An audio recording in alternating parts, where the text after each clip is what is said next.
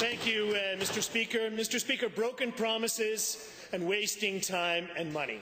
This PC government was elected on a plan to build 140 family care clinics, but last week the Minister of Health admitted that only 8% of that promise will be fulfilled. Mr. Speaker, Albertans don't want excuses, they want results. Will the Minister of Health please explain why he spent 2 years pumping out empty rhetoric about family care clinics? Was this just another cheap trick to get elected?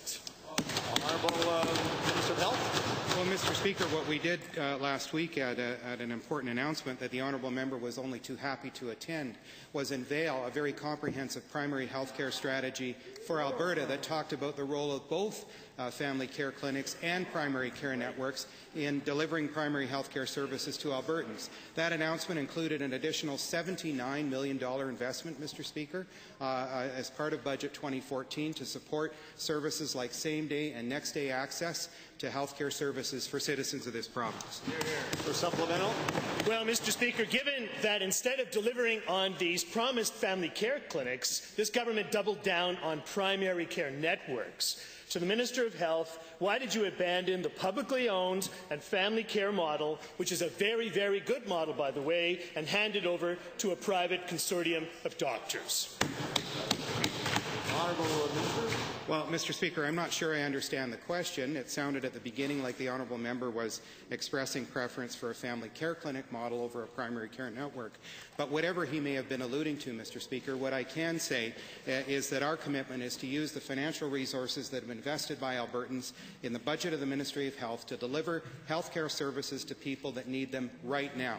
And that's true, Mr. Speaker, whether they're a primary care network or a family care clinic or any one of a number of other innovative models that are out there in the healthcare system today. Final supplemental. Well, you know, that's very interesting, Mr. Speaker, because given that more than 2 years we waited with community health sitting in limbo while 137 of the 140 family care clinics failed to materialize, can the minister account for all of the lost health care during this time? The measles epidemic, mental health, overcrowded emergency rooms, and much, much more.